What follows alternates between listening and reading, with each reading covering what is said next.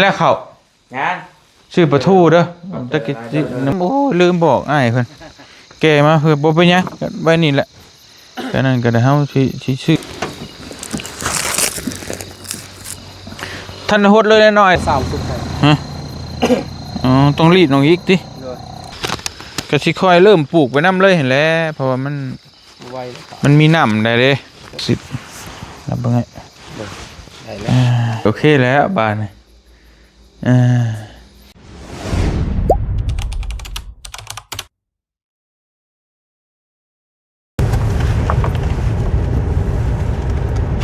ไปพี่น้องเอ้ยต่อโอ้นอนเด้อบ่บุบบับดูกบหอยเปิดประตูสั่งน้อยสายจวดหัวจะปวดเพราะสั่งน้อยว้าวแล้วติ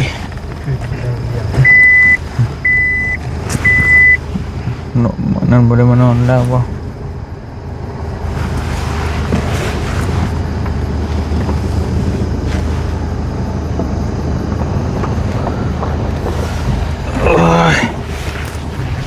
เติมน้ำบ่ดูใช่น่ะ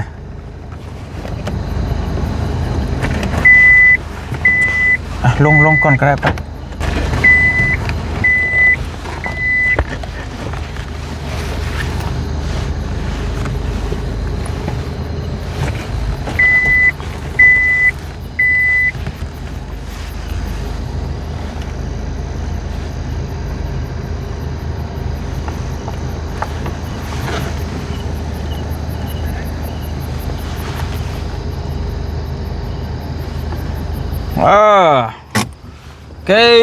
โอเคบ่โอเค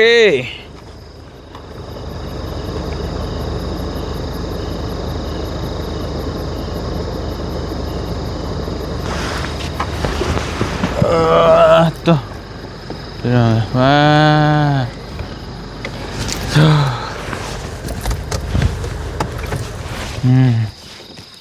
เอาสบายดีเด้อพี่น้องกับทักทายสบายดีพี่น้องเบิดสุขุทุกคนเนาะเฮาก็ซื้อนี่มาให้สร้างแดงพี่น้องเอ้ยวันนี้พ่อกันตอนเร่งๆค่ำปัดตัวนี่เป็นกำลังขึงล่ะพี่น้องเอ้ยปัดโช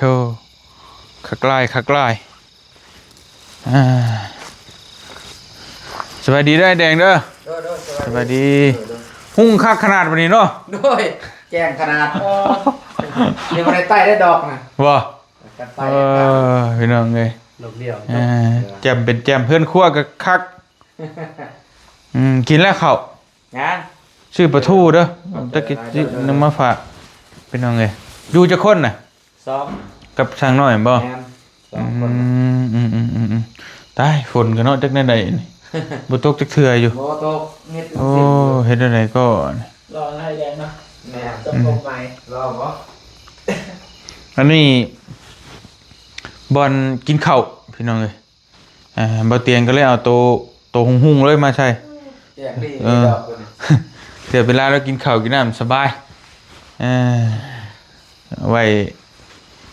แบบพอได้มันโอเคแน่มันหุ่งมันก็อยู่สะดวกสบายพี่น้องพอได้มันจังบ่มืดบ่มัวกะพัดลมกะบ่ใส่ก็ได้มั้งเนาะคือว่ายินธรรมดาอยู่3 ดาวโซลาร์เซลล์คุมเลยนะหุ่งอันนั้นก็ได้โซลาร์เซลล์ทำงานได้แยกดีมีแต่รอฟ้ารอฝนบาดนี่พี่น้องเอ้ยกับวันนี้เราแก่ไม่มาสิเฮ็ดปุกเกยอันนี้ให้บ่เตียงให้เราปุกเกยเอาให้ปุกกระเทิบเอาให้พี่น้องเอ้ยตัวเนาะอันนั้นปุกนี่สิเกาะไปที่ลงเลยบ่อันเอาตัวนี้สิตั้มบ่แล้วก็สิเอาหม้องเข้าจงฟองไว้มันสิตั้ม บ่แล้วเอาสุดเลยฮะว่าจะได้สุดเลยเด้อ เอาขึ้นสุดเลยก็ได้ มีแต่ว่าสิตอกใหม่ให้มันจับมองนั้น แม่ สุดเลยเกาะลงมาสิซูมแน่ อันนี้มันต่ำเพราะ โดย แล้วก็บ่ต้องเอาหักลายนะเอาแบบพอสังกะสีลายพอน้ำลาย โดย พอแล้วเพิ่นน่ะแต่ว่าชั้นแล้วมันสิลักษณะแบบนี้ แม่ เฮาสิบ่ค่อยมักแต่มันเบิดแฮงพุดหักมันสิเอาไปให้มันสลบไปแบบนี้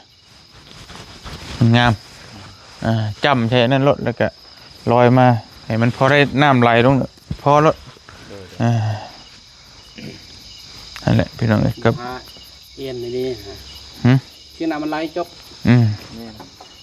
ประมาณนั้นเฮ็ด2คนบ่ แม่ โอ้ลูกน้องกันนั่นไปเลยเนาะได้อยู่ดอกเนาะ2คนก็ได้มีแต่บัดยุกนี่แหละนั่นแล้วก็บัดยุกแล้วก็ต้องหากันมาพี่น้องเอ้ยนี่แหละไม่เอามาแต่บ้าน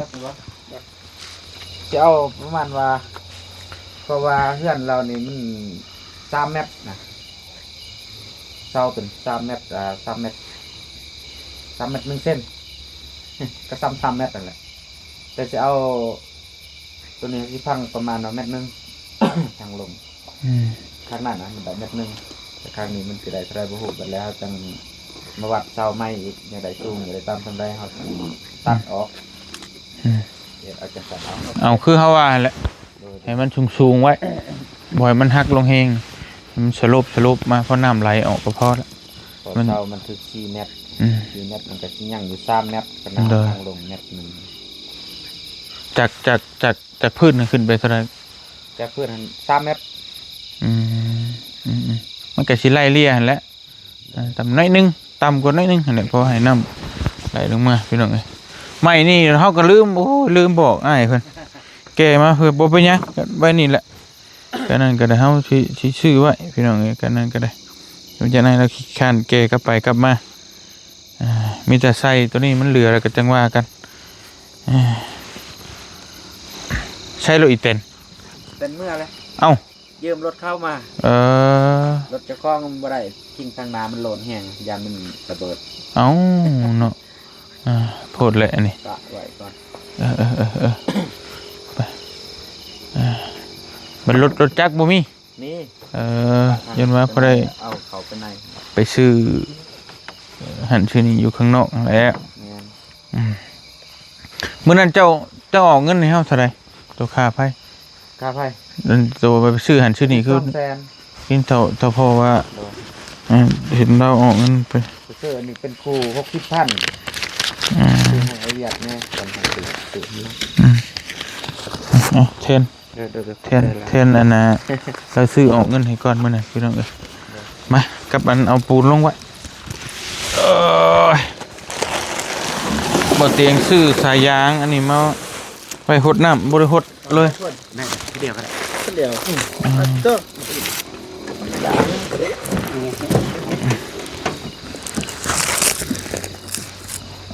ท่านหดเลยน้อยเด้งเนาะ ตอนเช้าฮดแล้วพอบะเมียกเพิ่นเอาตัวโยมาให้แต่อยากได้อันนั้นบ่าว ฮะ อยากได้ซั่วหั่นนะเวลาเฮาสิโปมน้ำนี่สิเอาปุ๋ยตัวนี้นี่เฮาเอาลงประมาณโลนึงเฮาสิฮดกาแฟเพราะว่ามันสิได้ลงหากเลย ตัวนี้มี บ่ โอ้แม่ ซั่วบัดนี้เฮาเอาประมาณว่าถ้วยนึงประมาณว่าโลนึงนะเฮาแช่ไว้บัดนี้เฮาก็ตักไปหั่นน่ะเอาหมดเลย ได้เดี๋ยวชื่อมาให้บ่ยากดอก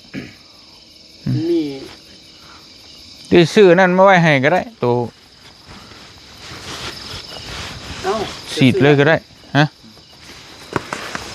เห็นแล้วแต่ว่ามันก็บ่ได้ติอันนี้เฮาต้องมันบ่แม่นตัวโปม ใส่ปุ๋ยบ่ ใช่ปุ๊บอัน ใส่ปุ๋ยแช่ไว้ในกระปุ้ยนะบัดนี้เฮาฮดน่ะมันตัวกันเลย ดีกับเฮาสิใส่หยอดใส่อ่ะนะมันยาก แล้วใส่น้ำมันสิฮดเนาะ แม่น เอาไปมาสิใหญ่สิได้ติ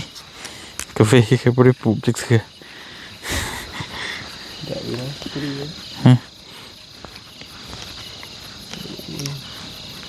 พอดีแล้ว คันบ่อยากเล่นก็ได้เฮาบ่ใส่ เด้งเลย คันเล่งนี่แหละงาม เ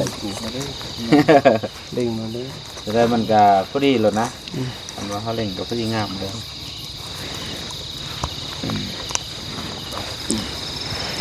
หันออก บาทเลยแกงเตชน หันออก มันยังมันออก หันออกแล้ว พวกเขา จังนั้นอยู่นะ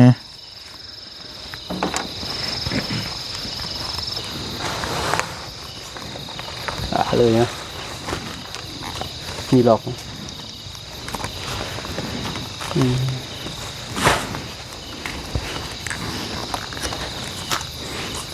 มีอยู่นะเป็นอะไร คอนเทอร์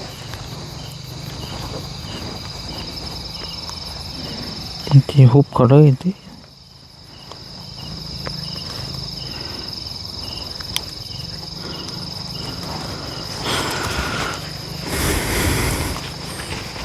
ไปดึงไปวงดุบ้านไปจะหอดจะบอก คือว่า ยังจากลอยสื่อน้ำกัน30 เมตร สื่อน้ำกันเป็นเฮ้ยเฮ้ยเปล่าบ่าวเจ็บมาเพ่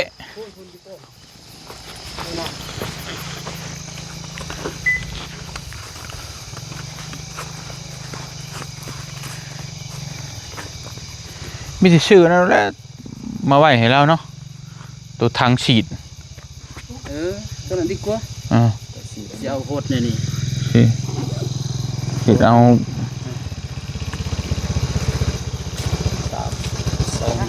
ง่ายคือกัน อ่า ตื่นแล้วเดียวเลย แม่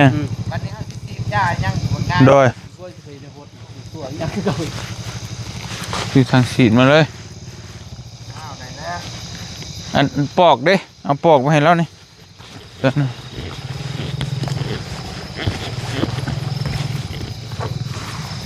มันแน่นอยู่บ่ไอ้ ไปได้บ่ เอาไฟรุ่นดูฮะ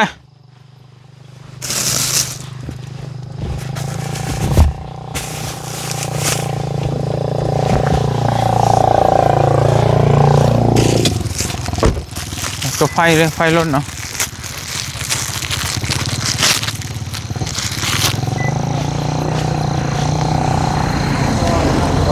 แปดแล้วก็สาวสุดเลย ฮะอ๋อต้องรีดน้องอีกดิ เลยนี่เขาเสียร่นกับมันคาแล้วเด้วันใหญ่กลัวเนาะมันต่อสาว ล้นบางนี่ลงอีกฮุบเขานี่ ขนาดกับปลาตัวนี้ปลาในหนึ่ง เพ ก็ ราะ ร่ ว่าน มือเอื้นซีเฮ็ดเองเนาะ อืม ได้แล้ว มีแต่ตัวนี้เด้อ โดย ปอกนี้กับตัวเลวิทเพราะนั้นให้มันเน่นเลยหันเขาปักจะเน่นเลยนี่จะเดี๋ยวจะชื่อทางว่าให้อันหนึงเพราะได้เราลองอาบน้ำเด้นี่จะไปอาบน้ำห่วยอยุ่งกับบไหวยเลยน้ำสะอาด ใช่ท่าน สบายอยู่ตัว ทำหวยก็ง่ายโตตัวเลย ปกทูเขาเรียกเนาะแต่เย็นเนาะเย็น เย็นอยู่บ้านนี่อยู่บ่ได้เด้อนี่ เมื่อไรเลย เนาะ แม่น วันนี้ก็โอเคอยู่พี่น้อง พอดี บ่ใช่พัดลมพัดหยังก็ได้ บ่ฮอดยามหนาวแห้งสิหนาวกว่านี้ โอเคแล้วยาม 23 องศา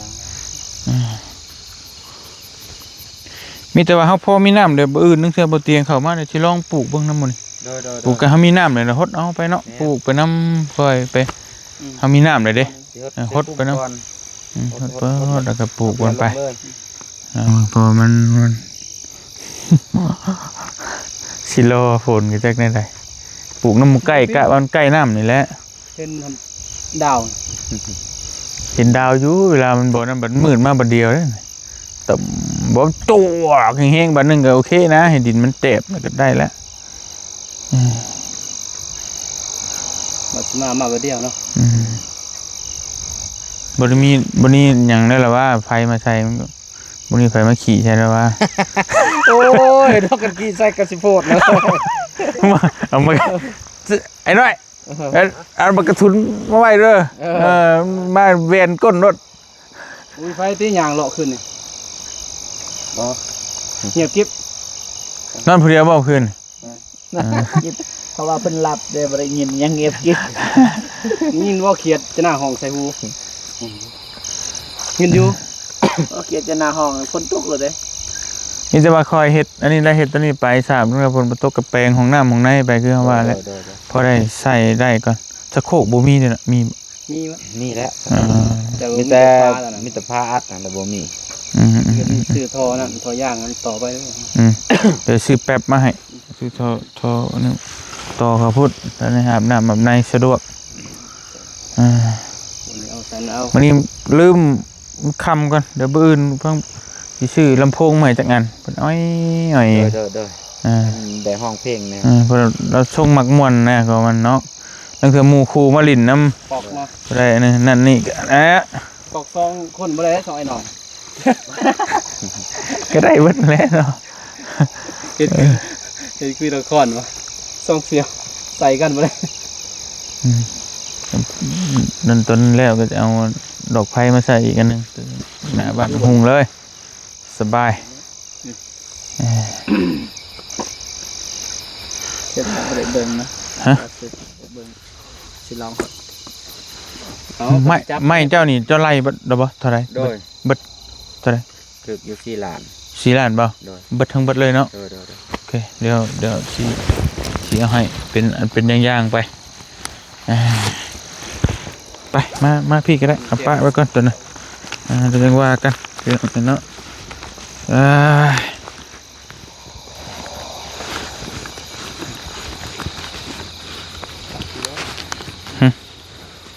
พอได้ฮดสะดวกสบาย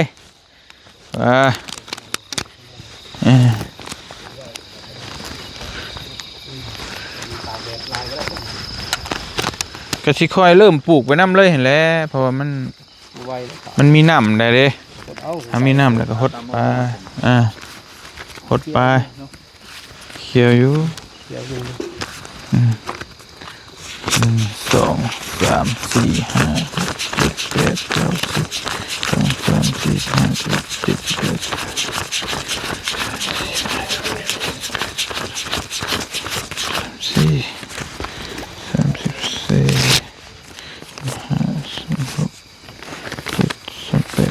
9 10นับไงได้แล้วมานับบ่โอเคขอบใจคือกันเนาะนี่จ่ายค่าไม้แล้วพี่น้อยค่าไม้ที่พวกเราจะเอามาเฮ็ดน้ำมันนี่แหละเอามาไว้เดี๋ยวให้เราเฮ็ดแล้วก็จังว่ากันอีกตัวนี้ก็พอได้นั่งลิ้นนั่งอย่างนี้แหละกังเว้นกังเวียงสะดวกสบายพอดีใหม่มันเรือแล้วก็เฮ็ดเตียงเลยโดยตามแต่ไอ้ว่ามีเวลานะก็นั่นเบิ่งแล้วก็แต่ว่าอยากให้เฮ็ดตัวของน้ำของในแหละเวลานั่นคือแบบนั่นนี่หมู่มาเดี๋ยวมาปลูกกาแฟมีอย่างช่อยนั่นนี่มันก็พอได้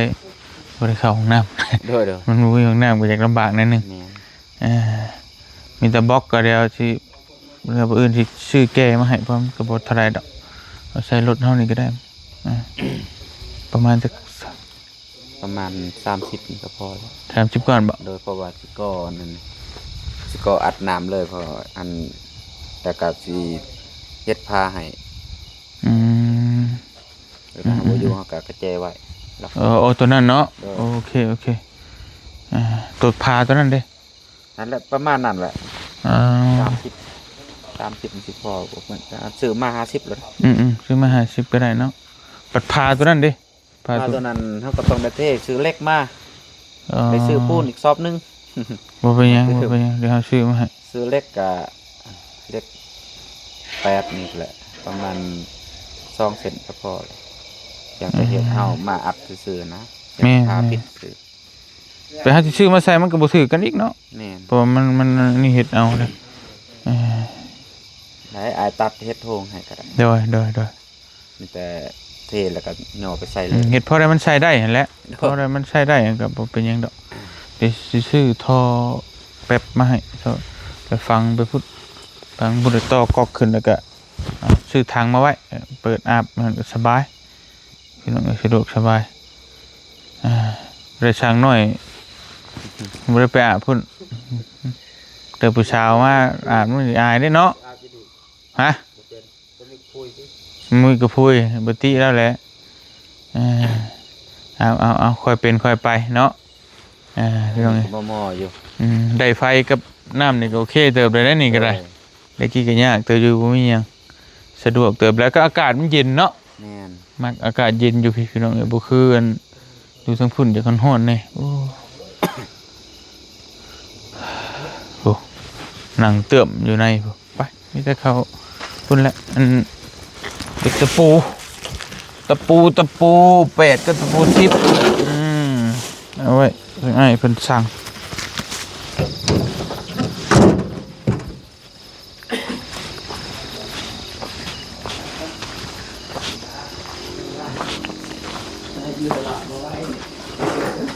ฮะ เนี่ยอยู่ตลอดเลยนะ จะส่วนในเมืองคิดว่าอยู่ที่นอนบ้านอยู่จุ่ม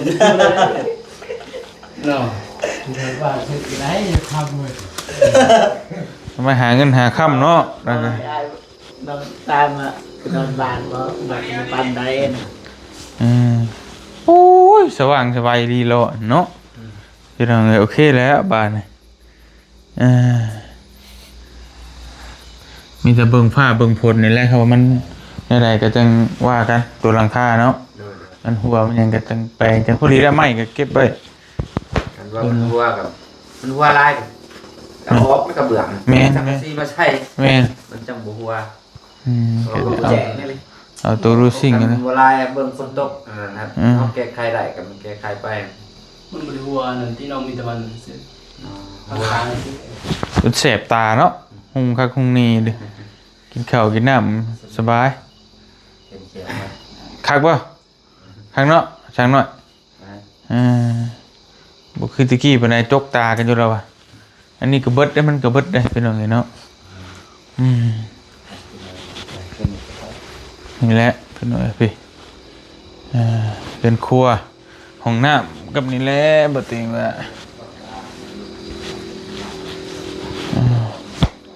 อันนี้ห้องน้ำแต่ว่าจะให้เรากั้นไว้ใหม่เรื่องที่เฮ็ดใหม่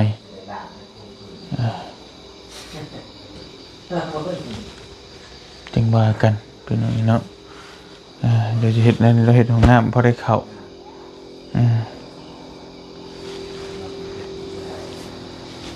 เป็นชักโครกธรรมดาก็ก็สูงเติบเนาะต้องยืนก็ซึ่งโอเคตามเป็นป่าตามเป็นปลายนะ ไปมีแต่บ่เตียงก็สินางดินน้ำไม้เพิ่นจะเล็กจักหน่อยก็สิขอตัวเมื่อซื้อปูนซื้อหยังมาไว้ให้พี่น้องไอ้แดงเพิ่นก็รอปลูกกาแฟเพราะว่าฝนยังบ่ตกในระหว่างรอก็ให้เราเฮ็ดประกอบแก๊กน้ำมนิทะบ่ได้ปลูกแซกออกไปเพราะได้นั่งลิ้นนะกลางเว้นกลางเวียงบางเทื่อหมู่หยังมาลิ้นมันก็สิเข้าในเฮือนบางเทื่อมันก็บางคนก็บ่มักจุดอับๆนะนั่งลิ้นอยู่หั่นสบายพี่น้องเอ้ยจังได๋ก็